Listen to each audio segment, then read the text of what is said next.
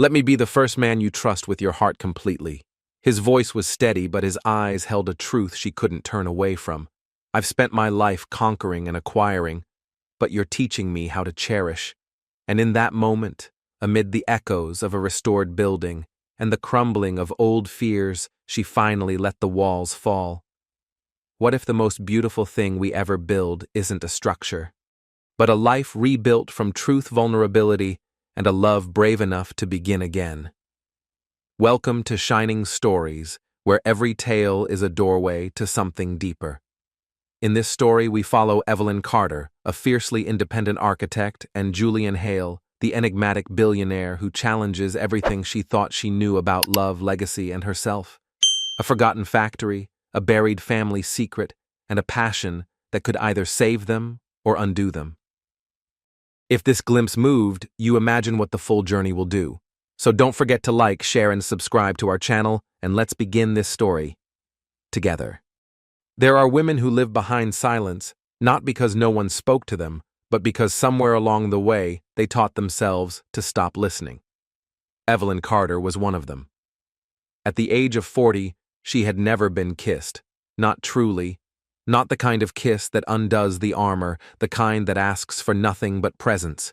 She had built her life on solitude, on discipline, restraint, and the quiet belief that love was a wound disguised as a wish. And then he arrived. Not with grand gestures or declarations, but with a single sentence that would become the crack in the wall she thought would never break. Let me be the first, in everything. The ballroom glowed with warm gold and whispers. It was an old building, Wexford Hall, elegant in the way time forgets to be. Outside, the skyline of Camden Hill shimmered with city light. Inside, people floated like ornaments in motion, polished, rehearsed, careful. Evelyn stood at the edge, unnoticed by design. She was not here to dazzle or network. She was here because Ivy, her loyal assistant, had insisted, "They can't hire what they can't see." Ivy said, laying a deep bronze dress across her bed that morning. "Skyline Haven isn't just a project, Evelyn. It's your legacy. Show up for it." And so she came with her hair pinned back, with heels that hurt, and with the faint ache of knowing she no longer belonged in rooms like this. She had built her small firm, Carter Atelier, with nothing but sketch paper and stubbornness. For over 2 decades, she restored what others would abandon: orphaned schools, crumbling churches, lost places, made whole again. But Skyline Haven, the newest development in the heart of the city, was something different.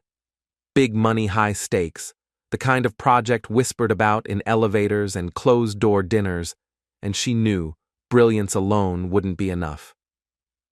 "You're the only one here not pretending to enjoy this," a voice said softly beside her. She turned. He was tall, composed, his suit a shade of slate that seemed to absorb the room's brightness. He didn't smile right away, but his presence, calm, grounded, felt like something real in a sea of performance. "You don't look like someone who needs attention," Evelyn replied. Not quite deflecting, not quite engaging. "I don't," he said, "but I notice people who avoid it." Then he added more gently, "Especially when they're the ones worth watching." She knew who he was. Everyone did. Julian Hale, real estate magnate, quiet philanthropist, and the man behind the city's most ambitious urban projects. He had power, the kind that didn't need to announce itself, and eyes that seemed to listen even when his mouth didn't move. "I've followed your work," he said. "Your design for the Harbor Circle Community Center, you gave dignity to a place everyone else gave up on." Evelyn looked away, unaccustomed to recognition that felt honest. He wasn't flattering her. He was seeing her, and that was far more dangerous. Julian stepped a little closer, but not enough to touch. "I believe in excellence," he said, his voice lower now. "And when I find it, I don't let it pass quietly." Evelyn swallowed the heat rising in her throat. She had been admired before. She had been praised, but never quite like this. Never by someone who wasn't trying to own the light in her. He didn't linger. He disappeared into the crowd as seamlessly as he'd arrived, leaving her with nothing but the echo of his words and the strange, impossible sensation that maybe, not certainly, but maybe someone had just seen her through the very walls she'd spent a lifetime building. That night, alone in her quiet apartment above the old bookstore, Evelyn stood by the window and watched the city breathe, and for the first time in many years, she felt something stir beneath the stillness, not longing, not yet, but the question that always comes before it. What if this time was different? All across the ballroom, women noticed him, not just for the way he looked, but for the way power seemed to move with him, silent and sure like a current just beneath the surface. Julian Hale walked as if the world would rearrange itself to make space for him, and often it did. "You're very direct," Evelyn said, her voice composed but steady. "Julian," he corrected gently. "And yes, directness is efficient, and efficiency saves the one thing none of us can earn back." He glanced at the watch strapped to his wrist, a sleek timepiece more functional than ostentatious. "Time, is that what this is?" "Then," she asked, tilting her head. "A lesson in efficiency." He smiled, and for a fleeting second it softened something in him. "Actually, no, I wanted to talk about your proposal for the Haven District redevelopment." Evelyn's heart paused. "That submission wasn't due for another fortnight. I've already seen what you're working on," he said. "Your early sketches are remarkable, imaginative, grounded, human, but not what the committee wants." His gaze held hers, calm but unyielding. "I'm offering you something better." That quiet statement rang louder in her ears than any applause. Her body stiffened. Warning bells weren't new to her. She had spent decades walking carefully through a field of compromises she refused to make. Men like Julian Hale often saw the world as something owed to them, and Evelyn Carter had never owed herself to anyone. "I'm quite comfortable with my chances," she replied, her voice cool and clear. "Are you, though?" he asked, not unkindly. "You're a woman competing with firms that have existed for over a century, backed by teams 6 deep. You're brilliant, Evelyn, but the game wasn't made for you. It never was." He reached into his jacket, drawing out a slender card case. From it, he offered a single matte black card. "I'm building something in New Harbor. It's different. I need someone who can see what doesn't yet exist. Someone who sees with their heart as much as their mind." Evelyn didn't reach for the card. "You have a reputation, Mr. Hale. Everyone in power does," he said quietly. "Some deserve it, others don't. I don't ask people to believe stories, I ask them to witness. Then witness me." She challenged, her eyes narrowing ever so slightly. "Judge for yourself." He took a single step closer, not threatening, but deliberate. "Dinner. Tomorrow night. Let me show you the vision. No commitments, just a conversation. And if you don't see something worth exploring, I will personally recommend your firm for the Haven project. No strings, no conditions." She studied him. Not just his offer, but the man beneath it. Her instincts, forged in childhood through loss and observation, told her to run. She had grown up watching love destroy a woman who deserved better. Her mother, abandoned and exhausted, left to piece together both finances and dignity after a man walked away. Evelyn had learned to protect her dreams by never tying them to someone else's promises. "Just a business dinner," she clarified. "For now," he said. And in that moment there was no seduction in his voice, just something simple, honest. Like two people standing at the edge of something they hadn't named yet. She took the card. The weight of it surprised her. "I'll think about it." 8 o'clock. The Meridian. He said it softly, as if he didn't want the world to overhear. Then he walked away, instantly consumed by conversations, by admirers, by obligation, but even from across the room, his eyes returned to her more than once quietly, as if drawn by a pull neither of them had yet acknowledged. She left soon after. The cool night air met her skin like truth. In the taxi, she leaned back, her thoughts in disarray. At home in her apartment tucked above the bookshop on Linden Avenue, Evelyn slipped off her heels, poured a modest glass of wine, and stood before her drafting table. The curves and lines of her work usually brought her peace, but tonight nothing felt still. His voice lingered, his offer echoed, and beneath all of it, a question she didn't want to ask aloud. What am I afraid of? The game was never fair. It never pretended to be. As Evelyn sat curled up on her living room couch, the echo of Julian's voice lingered. The game is rigged. It always has been. She didn't need convincing. She had lived the truth of it. Doors closed, not because of lack of brilliance, but because of lack of belonging. Because she didn't play by the rules others had written. The Skyline Haven project had been her chance to break through. But what Julian offered wasn't a doorway. It was a side entrance, one no one else had shown her. She opened her laptop and typed his name into the search bar. Slowly, cautiously. As if by searching him, she might somehow summon something she wasn't yet ready for. The results appeared instantly. Articles in financial magazines, interviews that painted him as a visionary. Profiles that blurred the line between awe and suspicion. Photos of him at galas and summits, often beside stunning women who never seemed to appear twice. A man who was used to getting what he wanted. And then moving on, her phone buzzed, a message from Ivy. So did you charm the room like a good little architect? Evelyn hesitated before replying. Met Julian Hale. He wants to talk about a new harbor project tomorrow night. Ivy's response was immediate. The Julian Hale. Evelyn. That's huge. Just be careful. Remember. Christopher. Evelyn winced at the memory.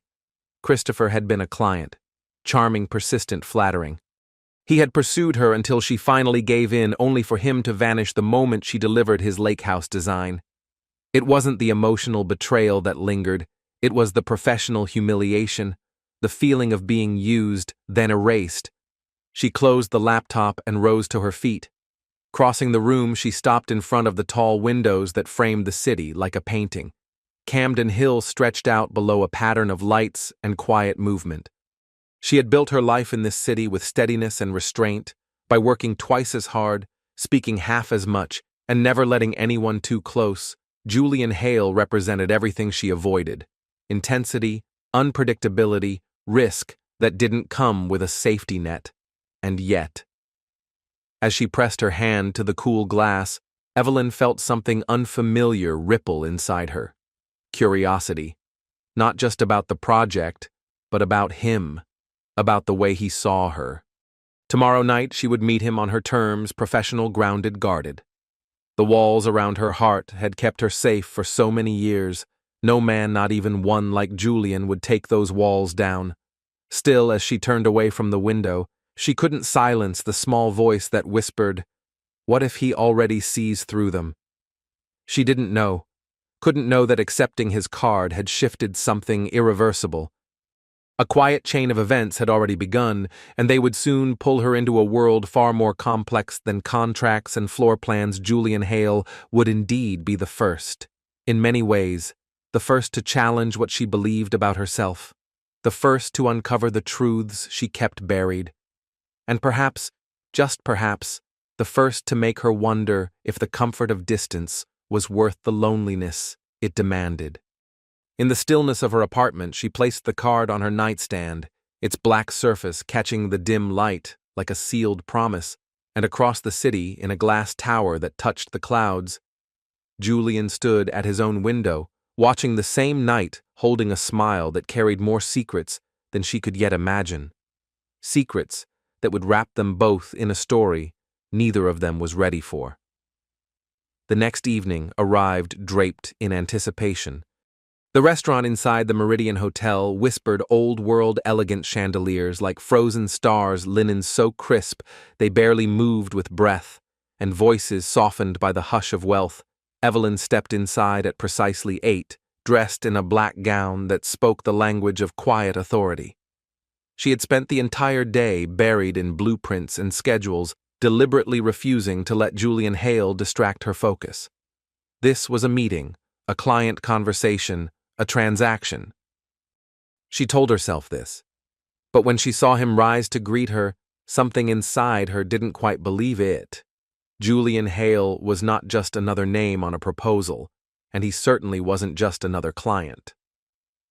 As Evelyn entered the candlelit dining room at the Meridian, heads barely turned except his.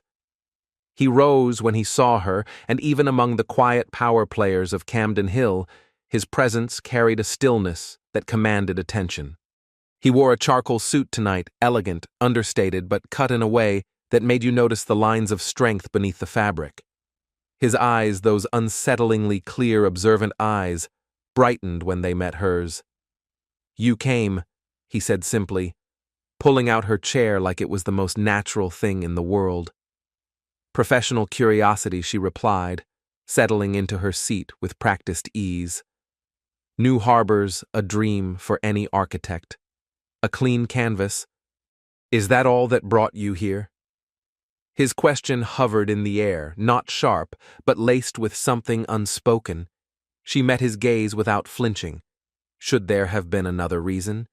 "Mr. Hale, Julian," he corrected again with a slight nod toward the server. "And I think there is. It's the same reason I looked for you last night. Recognition of what kindred spirits." He raised his glass, not in a toast but as if making an offering.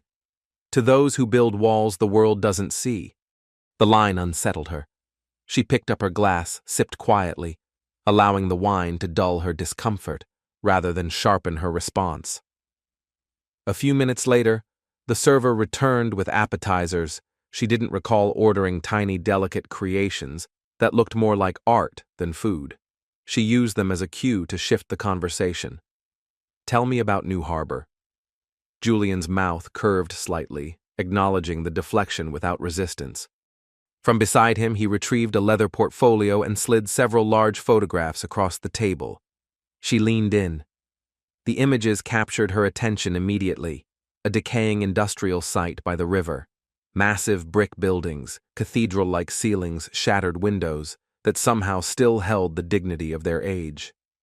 It was haunting. "Beautiful Sad Hale Foundry," he said softly, "a textile complex from the early 1920s, long abandoned. The city has tried to revive it for decades, but preservation regulations and structural decay have made every attempt collapse." Evelyn felt it immediately, the quiet thrill of possibility. The challenge was immense, and she loved nothing more than a place everyone else had given up on. That's why traditional developers walk away. Julian continued, his tone intensifying. "They don't know how to listen to the bones of a building, but I don't want to erase its past. I want to translate it into something that serves the present without silencing the history." His words were rich with vision, not marketing, not strategy, but the kind of purpose Evelyn had spent her life chasing. A full community, residences, artist studios, gathering spaces, learning centers inside the original walls. As he spoke, he became someone else entirely. Not the billionaire with the cool gaze and polished name, but a man who had once maybe stood in front of a structure and fallen in love with the way light touched brick. "You've clearly done your research," she said, trying not to sound impressed. "But she was. I studied architecture before I was pulled into the business world," he admitted. "It never left me." Their entrees arrived then, and the conversation drifted organically, unexpectedly, into something more human. She found herself speaking about her mother, a woman who had worked 3 jobs to keep food on the table after Evelyn's father disappeared. She talked about her scholarship, her time at a northern university where she was often the only woman in the room, and the quiet wars she fought every day to be taken seriously in a world built for men. Julian listened in a way few men ever had, not waiting to respond. Just listening, like he was storing each sentence as something valuable. Then he spoke of his own past, of taking the ruins of his father's failed business and rebuilding them not out of ambition, but necessity. "My father taught me one thing through his downfall," Julian said quietly, his expression hardening at the memory. "Never trust blindly, and always verify what people hide behind their promises." Evelyn nodded, the silence between them, heavy, not awkward. There was pain behind his eyes, the kind that shaped you, The kind she recognized because she carried some of it too. Trust no one, completely verify everything. His words landed with a weight that lingered. Sounds lonely. Evelyn murmured before she could stop herself. Julian's gaze met hers. Calm open. It can be, he admitted. But it's what's kept me breathing in a world where people celebrate your failure before they mourn your loss. For a brief second, something softened in his face. Something human. Something fragile. Then he asked in a voice far too quiet to be casual, "You understand why isolation becomes armor, don't you?"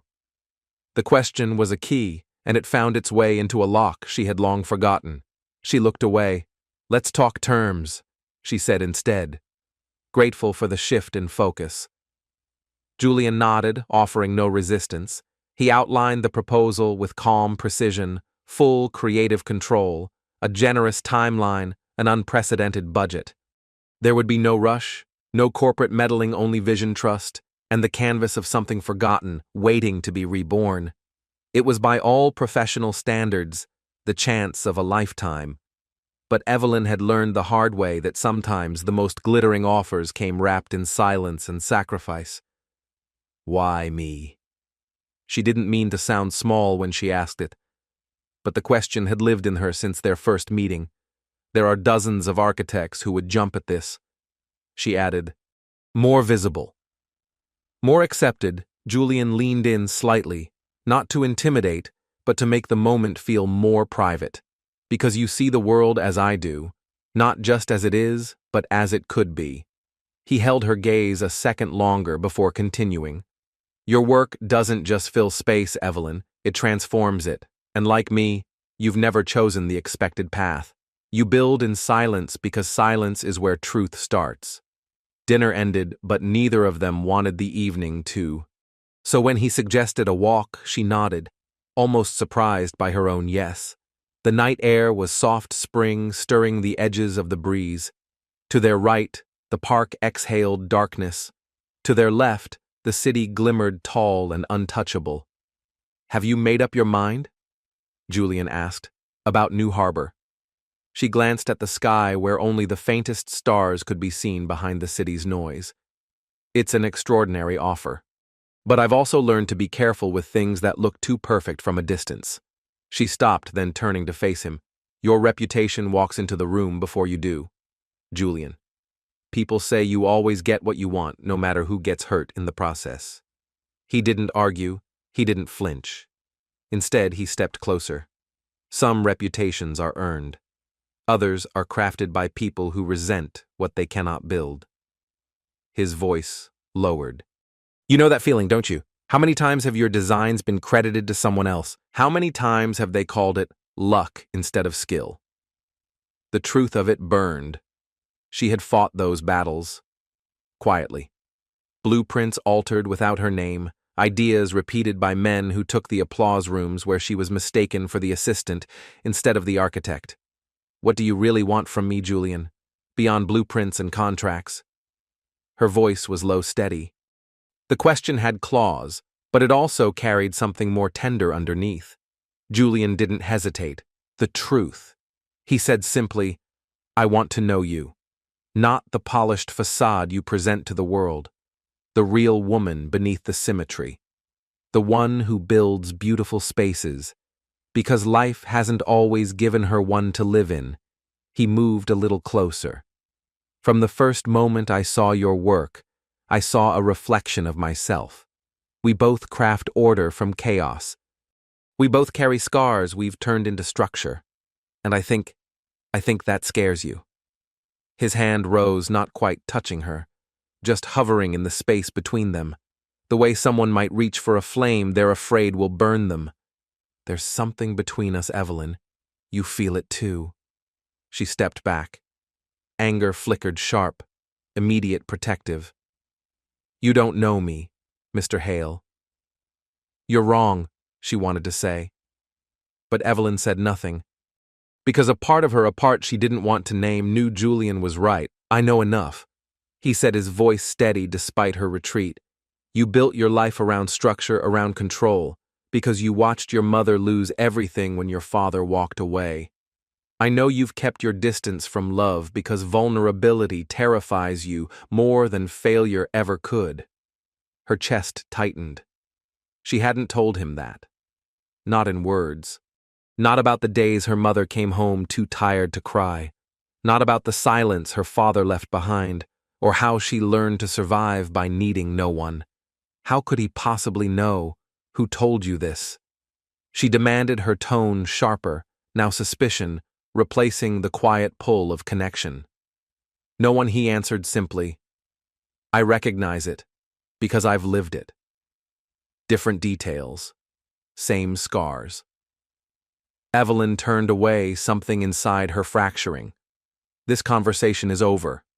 She stepped back, the cool night brushing her skin like a warning, but before she could walk away, Julian reached out his hand, closing gently around her wrist. His touch was warm, not possessive, just present. I made you uncomfortable, he said softly. I'm sorry. And something in his voice, real unguarded, made her hesitate. Take the weekend. Think about the project. What I'm offering is everything you've worked for. Whatever else is between us. That's yours to choose. He released her, then stepping back as if to show he meant it. A sleek black car had already pulled up beside the curb, appearing as if summoned by his will alone. Before she could protest, Julian opened the door. The proposal's inside, he said, offering her a leather-bound portfolio. And my personal number. Call me day or night when you're ready to talk about New Harbor. Or anything else. Evelyn accepted it. Their fingers brushed. The contact was brief, accidental, but it landed like a spark. Small, impossible to ignore. I'll be in touch about the project, she said, her voice cool but uneven. He leaned in slightly, his eyes no longer unreadable. Be careful who you share this with. His tone was quiet, but it carried the weight of something more than confidentiality, something like warning. Not everyone is pleased with my interest in Hale Foundry. Before she could ask what that meant, he closed the door. The car eased forward, and just like that, he was a figure in the dark again, still powerful and achingly alone. In the back seat, Evelyn stared straight ahead, her fingers tightening around the portfolio. Julian Hale had unsettled her, not with flirtation or flattery, but with the way he seemed to see through the walls she had spent decades fortifying. He was, she realized, a risk, not to her career, to her composure. As the car turned onto her street, she opened the portfolio, not out of urgency, but instinct. A thin newspaper clipping slid out. It was an old article about Hale Foundry. In the margin, someone had written in sharp pen strokes, Wheeler's making another move. Watch your back. She stared at the message, Wheeler. The name meant nothing to her, yet the warning pulsed with something deeper than rivalry. It felt personal, shadowed. As the driver opened her door, Evelyn made a quiet decision. She would learn everything there was to know about this place, about the man offering it, and about whoever Wheeler was before she set anything in motion. Because Julian Hale may have offered her a career-defining project, but he'd also handed her a mystery, and Evelyn Carter had learned long ago, you don't step into foundations you haven't tested. The signs were there. Complications. Questions she couldn't ignore no matter how captivating the offer seemed. Evelyn stepped into her apartment, the city's hush trailing behind her. She placed the portfolio gently on the coffee table, slipped off her heels, and exhaled. The quiet was welcome, until it wasn't. A glass of wine in hand, she opened her laptop. Her fingers hesitated for just a second before typing, Hale Foundry, New Harbor, Wheeler.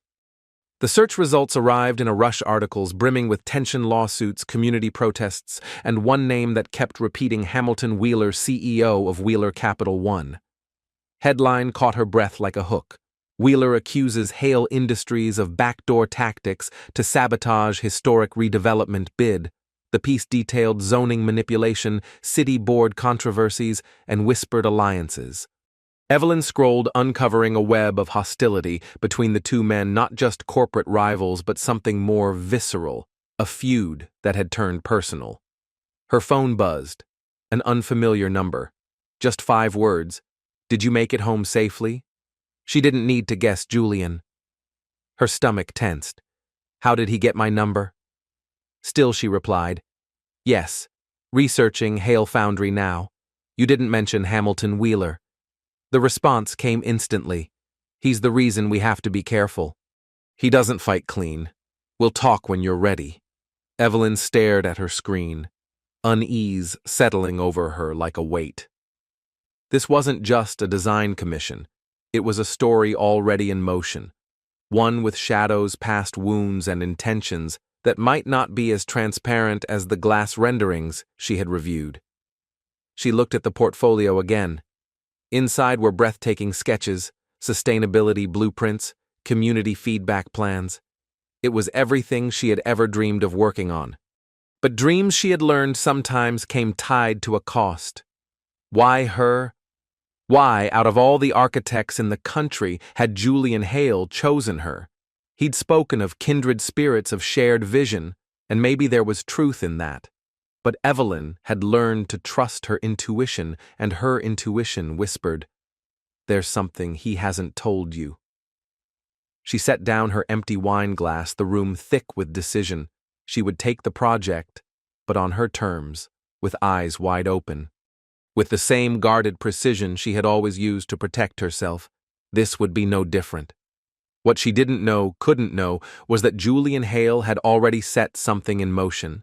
Something that would make professional distance not only difficult, but impossible. Their lives were no longer parallel. They were intertwined, now woven into a fabric of secrets, neither of them fully understood.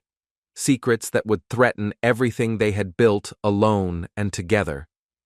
6 weeks later, Evelyn stood in the great hall of Hale Foundry. Sunlight poured through cathedral windows, catching in the dust that floated like flecks of gold. The scent of rust and age still lingered, but so did possibility. She had been commuting between Camden Hill and New Harbor for over a month. What had begun as cautious interest had shifted into something deeper, a quiet, burning creative fire. She ran her fingers lightly across one of the original support beams, marveling at the integrity of its century-old craftsmanship. "You see it, don't you?" His voice came from behind her, softer than usual, not commanding, just present. She turned.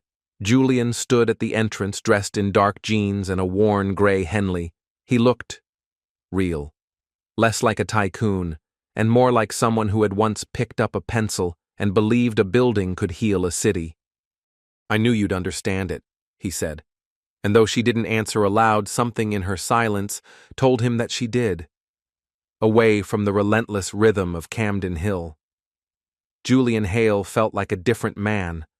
Less sharp, less armored, more real. Evelyn stood in the heart of the old foundry's west wing, staring up at the skeletal rafters that reached into the silence like the ribs of some forgotten creature. "It's speaking to me," she murmured. "This ceiling. It feels like the spine of something ancient, sleeping but still alive, as if it's waiting to be remembered." Julian smiled, rare, quiet, unguarded. "That's exactly how I felt the first time I stepped inside." He moved beside her, not touching, but close enough to stir the air between them. "The designs you sent yesterday, they're remarkable, Evelyn. You've honored the soul of this place while breathing something entirely new into it." His words warmed her more than she cared to admit. For weeks they had worked side by side, long hours, tough decisions, creative breakthroughs, and always beneath the professional ease, an unspoken tension hummed softly like an echo between walls. Julian had never crossed a boundary, but the space between them was no longer empty, the east wings proving difficult. She said, guiding them back into safer territory. "The foundation damage is worse than we expected." "Show me." He followed without question. They bent over drawings and schematics for the next hour, their heads nearly touching above a makeshift table littered with pencil shavings and red-lined notes. Here, Evelyn felt untouchable. in the clarity of numbers and angles, in the clean language of structure. Here, nothing confused her. We should celebrate, Julian said once they finished adjusting the plans. Tonight, dinner at Alara. I've reserved the private room. She hesitated. I should go back to the hotel. I still need to finalize the HVAC integration layout, Evelyn. His voice lost its usual precision. It softened like it was meant only for her. You've been working 16-hour days for nearly a month. One evening won't ruin anything. And he was right. She had thrown herself into this project with a single-mindedness that left little space for breath, partly out of ambition, partly to avoid what was growing between them. All right, she said at last. But I need to stop by the hotel first. Of course, Julian checked his watch. My driver can take you. I'll meet you at the restaurant at 8. That evening, the city had begun to taste like summer. Warm air, gentle wind, a sky slowly folding into blue-gray dusk. Evelyn stepped out of the car in front of Alara New Harbor's most celebrated dining space. She wore a deep sapphire dress, something new, something softer than her usual wardrobe. She had always dressed for purpose. But something about Julian made her want to meet him, not just as an architect, but as a woman. Inside, he stood as she approached. He was already waiting in the candlelit room, a quiet oasis tucked behind the main dining floor. You look beautiful, he said, simply, his eyes lingering without apology. Thank you. She accepted it more easily than she expected. No deflection, no discomfort. They sat, champagne was poured, and what followed was not just a meal. It was an unfolding.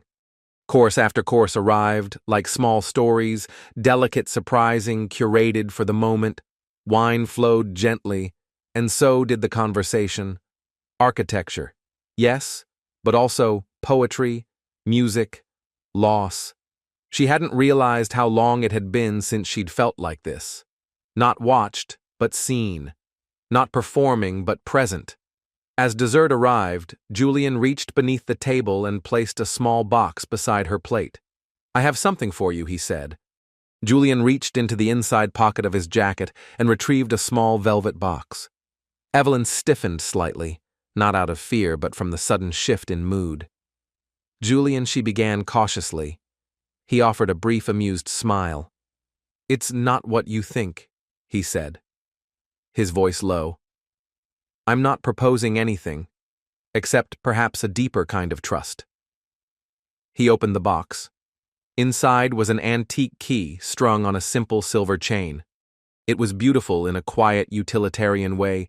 Its worn edges and ornate bow whispered of stories long past. It's one of the original master keys to the foundry.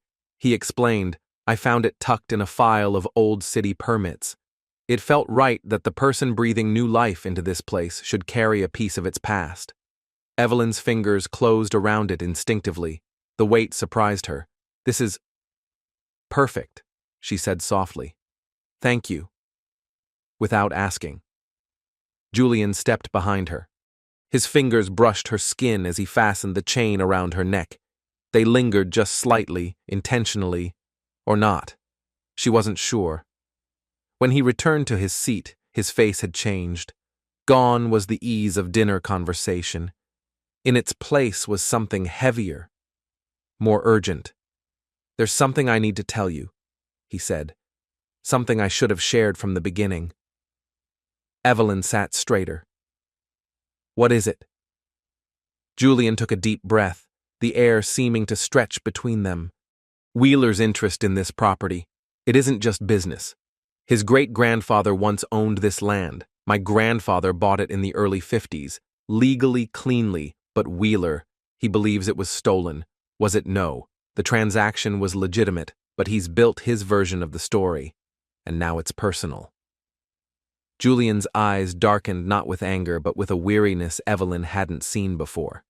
Our families have been circling each other for decades, long before either of us was born. You should have told me all this before I accepted the commission. Would it have changed your mind? No, but it would have changed the terms. I don't like being blindsided, especially by things that could jeopardize the work. You're right, I didn't want to burden you with old rivalries that should have died long ago. Is that all it is? Because the surveillance at the site says otherwise.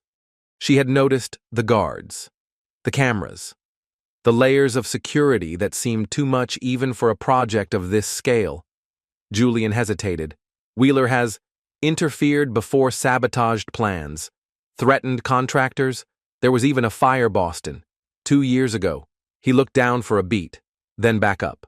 Wheeler believes winning justifies any means, and you don't.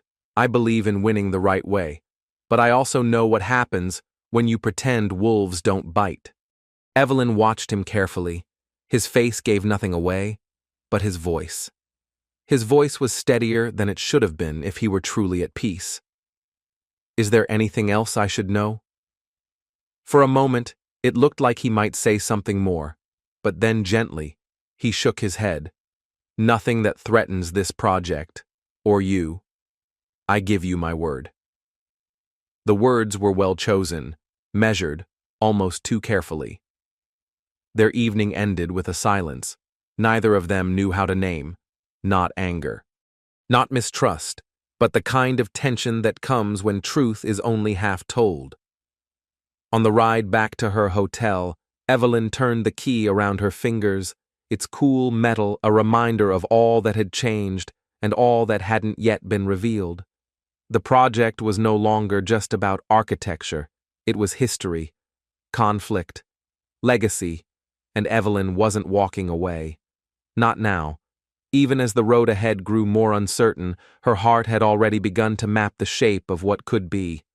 At the door of her hotel suite, Julian stood with a stillness that suggested restraint, not distance, but respect. I have to fly back to Camden Hill first thing in the morning, he said, his voice lower than usual. Board meetings I can't avoid. Evelyn offered a half smile. I ran a firm long before you walked into my life. Julian, I think I can handle a few days of solo work. He smiled at that, and the tension between them just for a moment softened. Of course you can. That was never in question. But then his expression shifted again, serious, thoughtful. Just stay aware of your surroundings. Wheeler isn't subtle, and he rarely plays fair. He has eyes in places you wouldn't expect. You're starting to make me nervous. That's not what I want. He hesitated, then stepped closer. His hand rose slowly and touched the old key at her neck. It rested there, cold and heavy against her skin. I just want you safe, Evelyn. There was no performance in his voice, only concern, and something else, something she didn't have a name for. For weeks, they had moved carefully around their growing connection, defined boundaries, polite distances, but now, with only inches between them, those boundaries felt suddenly fragile. Before she could speak, his phone buzzed. He looked at it, and just like that, his body tensed and his mind was already elsewhere. I need to take this, he said quickly. Good night, Evelyn. We'll talk tomorrow. And then he was gone, already walking briskly toward the elevator, phone pressed to his ear, his voice sharp with urgency. Evelyn stood alone in the silence he left behind. Back inside her suite, she moved like someone's sleepwalking heels, abandoned hair untied. The quiet felt too loud. She sat down and opened her laptop. If she was being drawn into something larger, she needed to understand what it was. Search after search led her into the long shadow of a family rivalry that spanned generations, Hale versus Wheeler. A history stitched together with lawsuits, land grabs, bitter headlines, and backroom whispers. It hadn't always been clean. She found stories of questionable zoning battles, contested estates fires that had no clear cause, and accusations that never made it to court but lingered in the corners of articles like smoke after a storm. The deeper she went, the more uneasy she felt. This project wasn't just about reclaiming an abandoned structure. It was about power, legacy, and old wounds that refused to close. Julian had shared pieces of the truth, but clearly there were parts he was still keeping to himself. Her phone chimed, landed safe in Camden Hill. Sorry for the rushed exit. Call me tomorrow if anything comes up. She didn't reply right away. Instead, she moved to the window, letting the lights of New Harbor blur softly in her eyes. She had grown to love this city in just a few weeks. Its layered architecture, its resilience, its restless energy. She could feel herself rooting into its concrete, like ivy twining herself into its bones. The Hale Foundry project was everything she had ever wanted: ambitious, timeless, transformational. But at what cost? And could she trust Julian Hale with the truth of what that cost might be? A knock interrupted her thoughts. She crossed the room quietly, checking the peephole. A hotel staff member stood there, holding a sealed envelope. Delivery for Ms. Carter. "Thank you," she murmured, accepting it with a quick nod. She closed the door, turned the envelope over in her hands, and opened it. Inside the envelope was a single sheet of thick ivory stationery, smooth to the touch, its corners embossed in faint gold. The handwriting was elegant, confident. "Ms. Carter, I believe we have mutual interests regarding the Hale Foundry. There is information you should be aware of before proceeding further. Breakfast tomorrow, 9 o'clock, 16 Restaurant. No need to confirm, I'll be waiting. Hamilton Wheeler." Evelyn read it once, then again. Her initial reaction was disbelief, quick, sharp. Then something colder crept in, curiosity tinged with unease. How did he know where she was staying, and more importantly, what could he possibly know that she didn't? Common sense told her to ignore it. Julian certainly would have told her not to go. Wheeler was, after all, his adversary, the name whispered in every conversation about risk. And yet, Evelyn had never made decisions based solely on loyalty. As an architect, she knew one thing: you never design from only one angle. You study the whole structure, its history, its fractures before you begin to rebuild. She picked up her phone, arrived safely at the hotel. "We'll call tomorrow." She hit send. She said nothing about the invitation.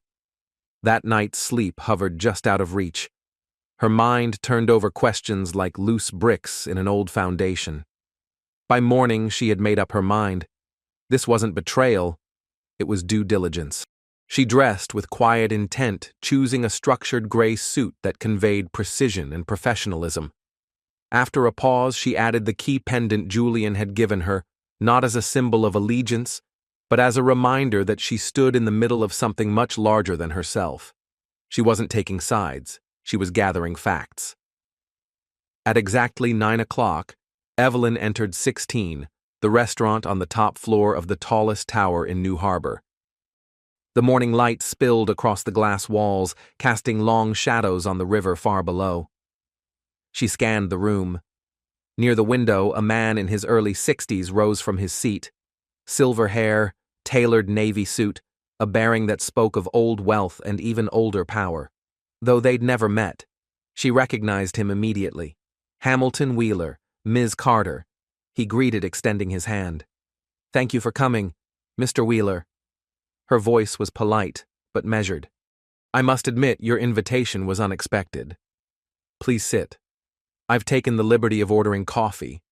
She eased into the seat across from him, her posture calm, her thoughts alert. "Your note mentioned information about the foundry. Information you believe I should have." Wheeler studied her not rudely, but intently. His eyes flicked briefly to the pendant at her throat before returning to her face. Direct. "I appreciate that." He sipped his coffee, then placed the cup down with precision. "How much has Julian told you about the history between our families?" "He mentioned a long-standing business rivalry," she replied carefully, "and your interest in the property." Wheeler chuckled, though the sound carried no warmth.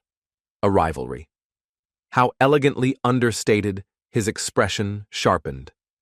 "Miss Carter, you've aligned yourself with a man whose family built their fortune by dismantling mine." "I'm an architect, Mr. Wheeler," she replied, her tone steady. I don't take sides in battles that began long before I was born. I'm not a historian, Mr. Wheeler." Evelyn said calmly, "I'm here to restore a building, not pass judgment on old grudges." Wheeler leaned forward, voice low, gaze sharp. There is no neutrality here, Miss Carter. That building. It's not just brick and steel, it's the final chapter in a story my family has been trying to reclaim for over 70 years. He reached into his jacket and retrieved a folded page, aged but carefully preserved. He laid it gently between them on the white linen tablecloth. A letter from my grandfather, written in 1954. It details how Joseph Hale, Julian's grandfather, systematically collapsed our holdings, then acquired the foundry at a fraction of its worth. Evelyn didn't move to touch it. Her hands remained folded in her lap with all due respect. That was a lifetime ago. Wheeler's voice remained composed, but his eyes, they burned with the weight of something long buried. The tactics have evolved, but the game hasn't. Julian is his grandfather's heir in every way, polished on the outside but underneath. You'll find the same machinery, ruthless, calculated, inevitable. Do you have proof? Evelyn asked her, tone neutral but firm. Would I have asked you here if I didn't? He opened a sleek leather briefcase and removed another folder. 3 years ago, Hale Industries acquired a controlling stake in Meridian Systems, a tech firm that by coincidence owned patents critical to one of our largest developments. Evelyn listened. Within months, Meridian hiked licensing fees, but only for Wheeler Group. That project collapsed before it even broke ground. That's aggressive, she said, but not illegal. No, he agreed. But what about this? He slid another document toward her, a series of financial records, wire transfers, handwritten notes, payments traced from a Hale subsidiary to the office of a zoning commissioner in New Harbor. A commissioner who had blocked Wheeler's plans on grounds of technical deficiencies, then weeks later approved Julian's proposal, nearly identical in scope and detail. Evelyn frowned. She leaned forward, reading quickly, her trained eye catching the comparisons instantly. The similarities were undeniable. Why are you showing me this? Because you deserve to know who you're working with. Wheeler's tone softened not in strategy, but in something almost resembling respect. You've built a name on integrity, on work. That means something. I don't think Julian's been honest with you. Not about this project, and not about how he's securing it. Evelyn kept her posture composed, but inside doubt pressed against her ribs like a slow rising tide. And what exactly are you suggesting that you walk away? I'm suggesting you ask the questions you've been too careful to voice. Why now? Why you? Why this project with this intensity? The questions struck deeper than she expected because they echoed her own. She had felt it even if she hadn't admitted it. Julian's interest in her, in the foundry, it carried a weight that design alone couldn't explain. And if I were to reconsider, would you be waiting with your own offer? Wheeler's mouth curved into a thin smile. I won't insult you by pretending this is purely about conscience. Yes. I would want someone like you to restore Hale Foundry under my company, under clearer terms. So I'm simply meant to trade one side for another, one legacy for yours. Evelyn's voice was calm, but her question struck straight through. The moment I'm not asking for allegiance. Miss Carter. Wheeler said, his tone smooth but deliberate. I'm offering clarity, a chance to build something extraordinary without a shadow trailing behind every decision you make. Evelyn rose, gathering her bag with practiced composure. I appreciate your concern, but I make my own assessments. She paused. I'll consider what you've shared. Wheeler stood as well, drawing a sleek card from his pocket. When you're ready to talk again, and I believe you will be. Call me directly, day or night. The phrase stirred something in her. Julian had used the exact same words. She tucked the card into her coat pocket, the unease pressing deeper into her chest as she left the restaurant. Outside, the Riverwalk was quiet. The air crisp with early light, the city still shaking off its morning stillness. In the distance, the silhouette of Hale Foundry loomed no longer just a building, now a monument layered with history, rivalry, and unanswered questions. Her phone buzzed, a message from Julian. Meeting, running late. We'll call this evening. How's the East Wing progressing? Evelyn stared at the screen. Everything she once held as certain, the project Julian. Her own instincts, now lived in shadow. She had always built her career on clarity of purpose, of design, of vision, but now all of it blurred, and she couldn't shake the growing suspicion that she was not the architect in this story, but a well-placed piece on someone else's board. She pocketed her phone without replying. She needed space, to think, to breathe. Instead of returning to her hotel, she went straight to the foundry. Inside, its quiet immensity surrounded by concrete and rusted beams, she spread out her blueprints like armor. Here at least the structure made sense. The flaws could be measured, the solutions designed. There were no politics in beams and tension loads, but Wheeler's questions refused to leave her. Why her? Why now? What wasn't? Julian sang. As the afternoon wore on and sunlight filtered amber through the massive windows, Evelyn reached a decision: she would stay.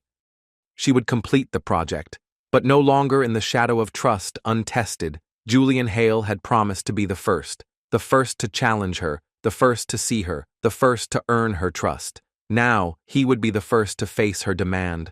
For the truth, all of it, with no more filters, no more charm, no more half-light, whatever the cost. To the project, to the bond growing quietly between them, or to the wall she'd built so carefully around her heart.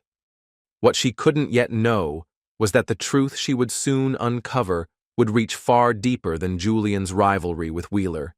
It would reach her past, her family, her deepest fault lines, and when it did, it would crack the life she'd constructed with precision, one piece at a time. Far away, the Manhattan skyline shimmered against the dark.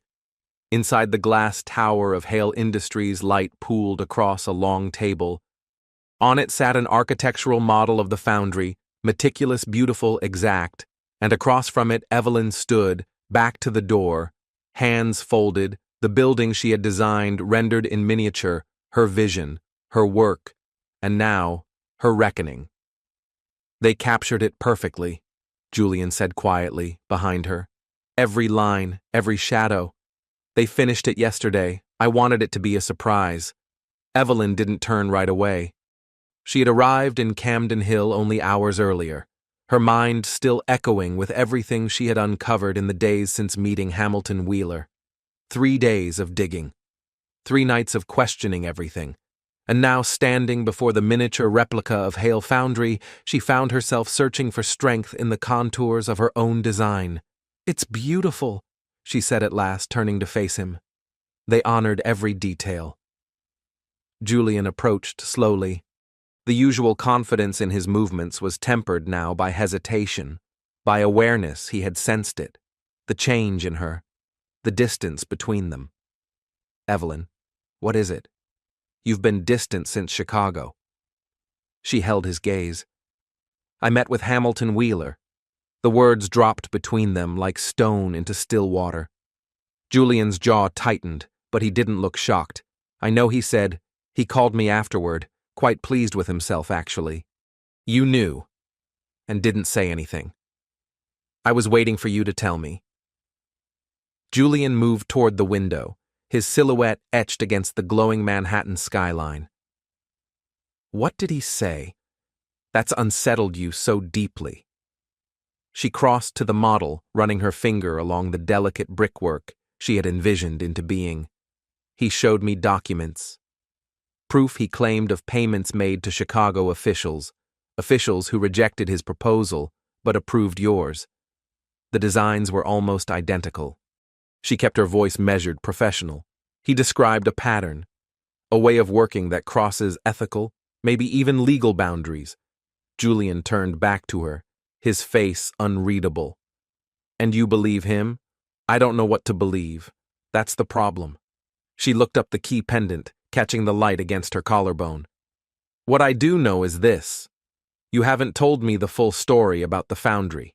about why you sought me out, about what exactly this project means to you.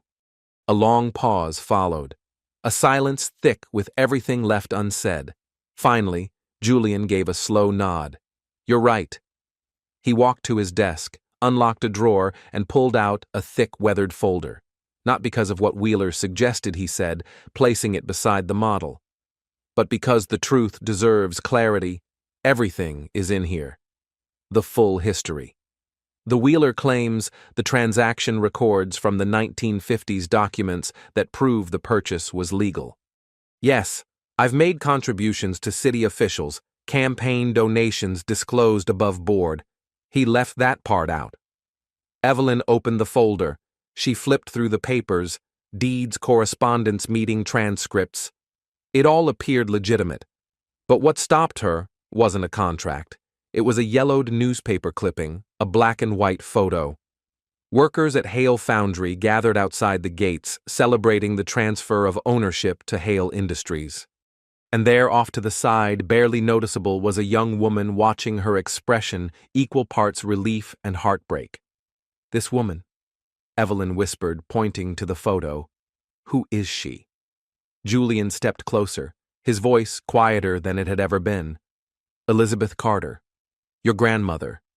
The words struck her like a gust of cold wind. That's impossible. My grandmother never spoke of Chicago, never mentioned this place. She wouldn't have, Julian said gently. Elizabeth was the accountant at Wheeler Textiles, Julian said quietly. She uncovered discrepancies, financial records that didn't add up. Harold Wheeler had been draining his own company from the inside. When she confronted him, he fired her, tried to ruin her name. Evelyn stared down at the photo again, eyes searching for the quiet, resilient woman who had once braided her hair after school and whispered encouragement through every storm. She had never spoken of this, not once. My grandfather believed her. Julian continued. He hired investigators. They confirmed everything. The sale of the foundry wasn't theft, Evelyn. It was justice, the final cost of Wheeler's deceit. He moved closer, his voice steady. After the acquisition, my grandfather offered your grandmother a position at our Boston office. That's where she met your grandfather. And slowly, the puzzle began to assemble itself, explaining so much. Her grandmother's fierce insistence on education, on independence, her uncanny grasp of numbers, her calm strength in the face of absence and loss. Why didn't you tell me all this from the beginning? Evelyn asked. Would you have believed me? His voice wasn't defensive, just honest. Or would you have assumed I was using your family to pull you closer? I needed you to see the work for what it was, to see me without that weight hanging over us. Evelyn turned away, hands resting on the edge of the table where her design stood illuminated in soft light. Her chest rose and fell with a slow, measured breath. And how long have you known? About her 5 years, I found her name while researching the foundry's archives. Later, when I saw your work, the way you rebuilt broken structures with clarity and grace, I recognized the same courage Elizabeth had, the same defiance of systems built to silence women like her. He paused, then added more quietly, I chose you because you're extraordinary, Evelyn, not because of who your grandmother was, but because of who you are. Evelyn looked again at the model her vision brought to life, but now layered with a history that pulsed through her own blood. This isn't just a project anymore, she whispered. No, Julian said. It never was. Wheeler believes you're using me. He'll say anything to sabotage this project, but he's not protecting a legacy. He's trying to bury his family's shame. And what is this place to you? Evelyn asked. Julian was silent for a long moment. Then redemption. Not for my grandfather. He acted with integrity. For me. She turned slowly to face him. What do you mean? A decade ago, I made choices I regret. Deals that benefited shareholders but hurt communities. I chased numbers and lost sight of people. His voice faltered only for a second, but it was enough. The look in his eyes wasn't polished. It was haunted. Hale Foundry is my chance to do something different, to take something once marked by exploitation and turn it into a place that restores, that heals, that gives back more than it takes. Evelyn listened, really listened, and in that moment, she didn't see a tycoon or a strategist. She saw a man trying to change his story. And yet, the question that had never stopped echoing inside her returned. Why me? Why of all the architects you could have chosen? Why me? Julian took a slow step forward, stopping just short of her. Because the moment I saw your work, I knew you were building, not just for beauty, but for balance, for all the order life denied you. You were creating it in space and stone, just like I've been trying to. You're not just an architect, Evelyn. You're a kindred spirit. Julian's voice dropped softer now. People like us, we build beautiful things from what once broke us.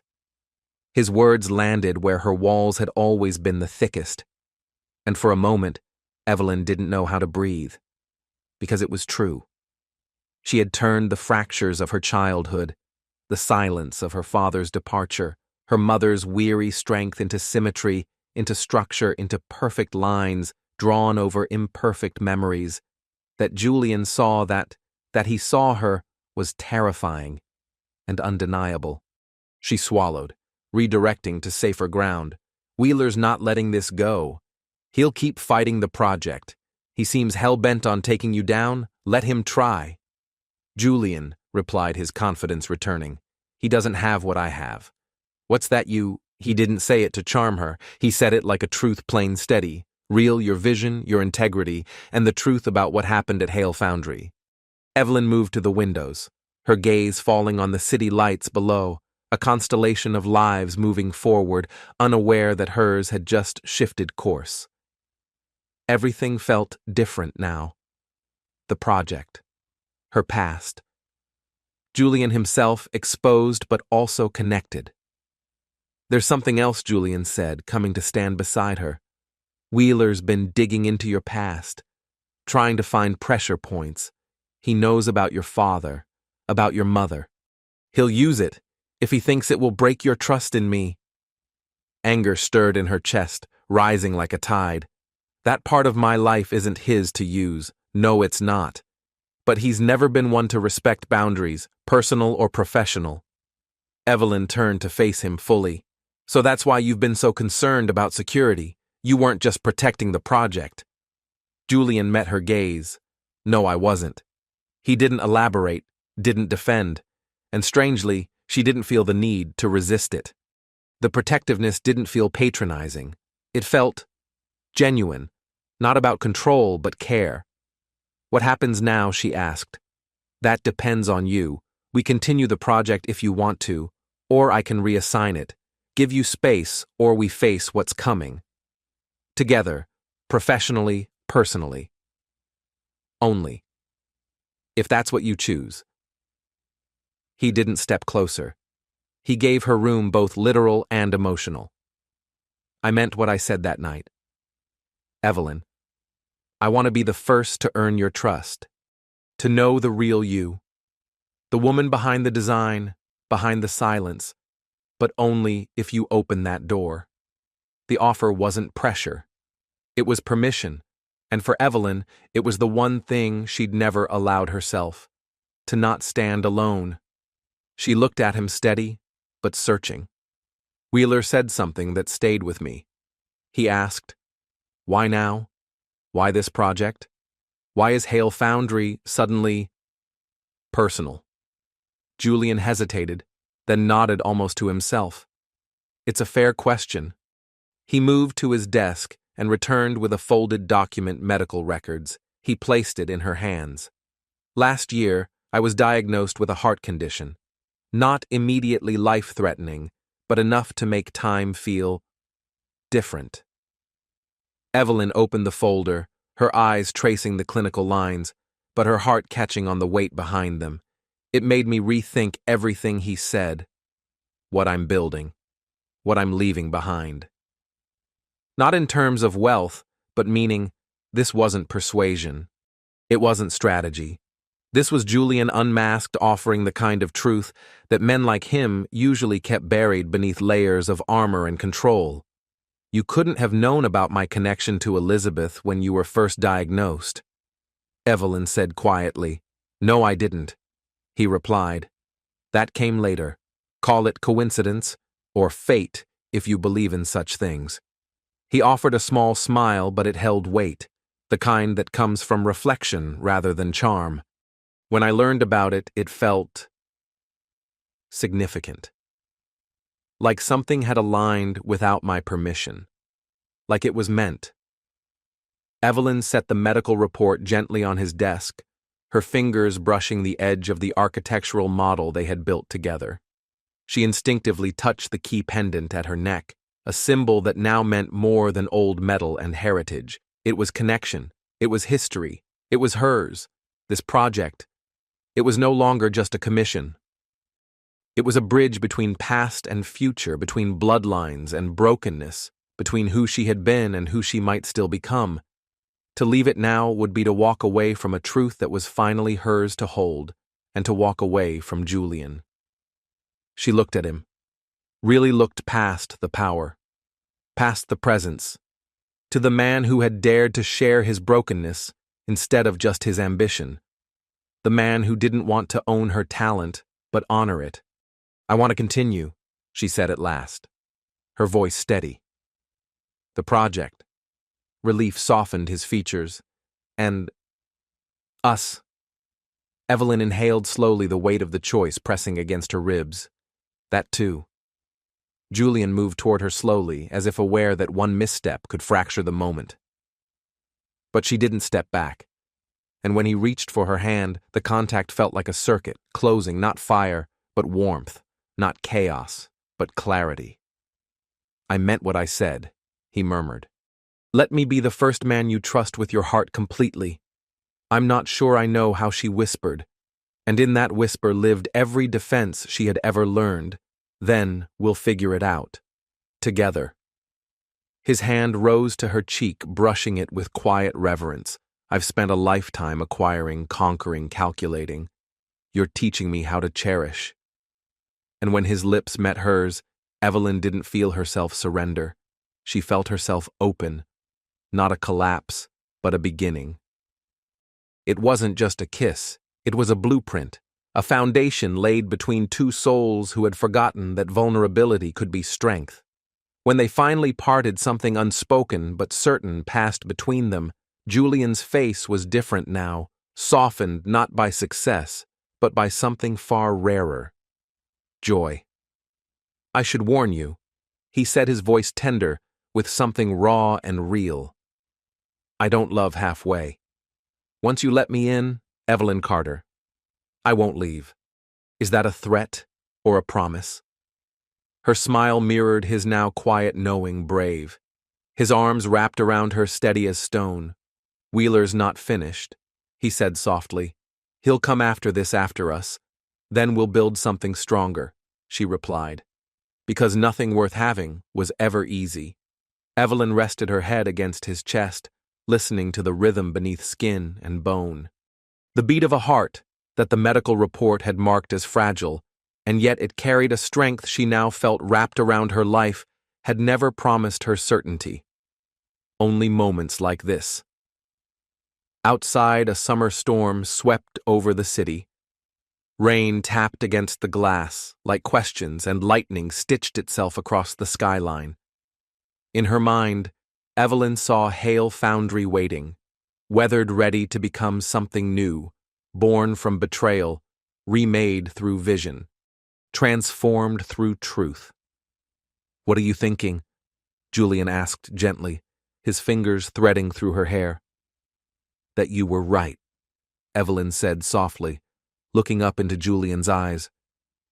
You were the first to see past everything I used to protect myself, the first to make me want to risk the silence I've lived inside for so long. His expression turned solemn, steady.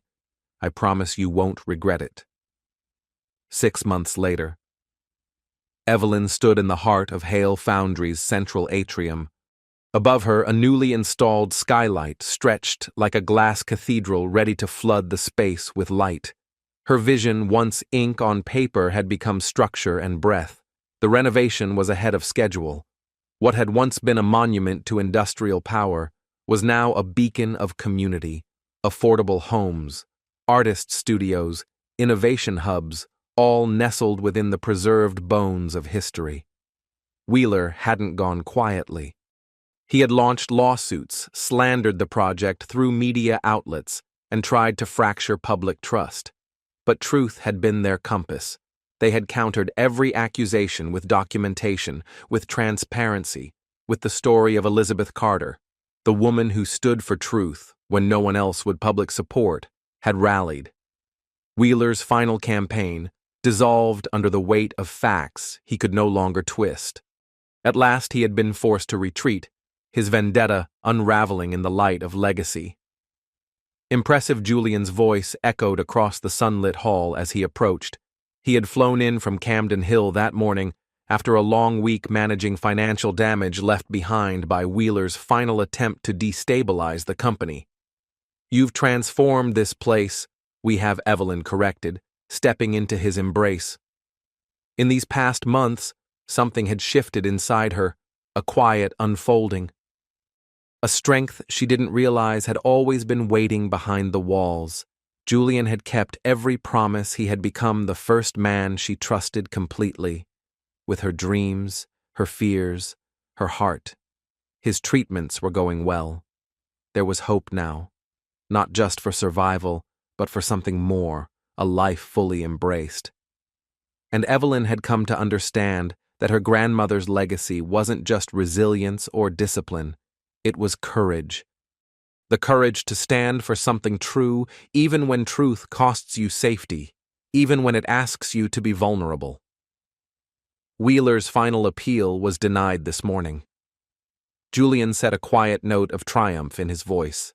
"It's over. Hale Foundry is safe." Evelyn exhaled slowly, relief, gratitude, and joy swirling inside her chest, just in time for the grand opening next month, and Julian added for something else. He reached into his coat pocket and pulled out a small velvet box. Her breath caught. "I told you once," he said, "that I wanted to be the first in everything. Let me be the last, too." He opened the box. Inside was an emerald ring set in platinum, the exact shade of green she had worn the night they met. "Marry me. Build something with me that's as enduring and beautiful as the structures you bring into this world." Evelyn stared at the ring, then at him.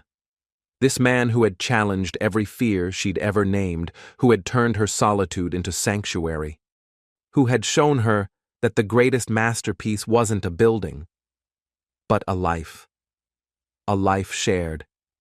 "Yes," she whispered. Her voice echoed in the great atrium, dancing upward to the glass ceiling above. As Julian slipped the ring onto her finger, sunlight burst through the new skylight, a golden halo of light wrapping around them in a silent blessing. Evelyn looked up at the structure surrounding them, not just reclaimed, but reborn, and within that sacred space they began. The restored Hale Foundry stood not just as a marvel of architecture, but as a testament to transformation, to history acknowledged, but not bound by, to the power of vision shaped through pain, and to the possibility of building something magnificent from complicated foundations, just like love, just like them. Dear listeners, we hope that the journey of Evelyn and Julian through the echoes of Hale Foundry has stirred something within your own heart. Their story reminds us that sometimes the most beautiful creations are born not in ease, but in the quiet courage to face what's broken and to build anyway. That true connection doesn't happen when we're perfect, but when we're brave enough to be seen, when we dare to lower the defenses we spent a lifetime building and let someone in. If this story resonated with you, we've curated a special playlist of equally moving tales. Just click to your left to explore more. And if you found meaning in this tale of architecture and emotional restoration, please consider subscribing to our channel and giving this video a thumbs up. Every day, We bring you stories that celebrate life's beauty, not in spite of its complexity, but because of it. Until next time. Keep building. Keep feeling. And above all, keep believing in the power of stories with warmth. Shining stories.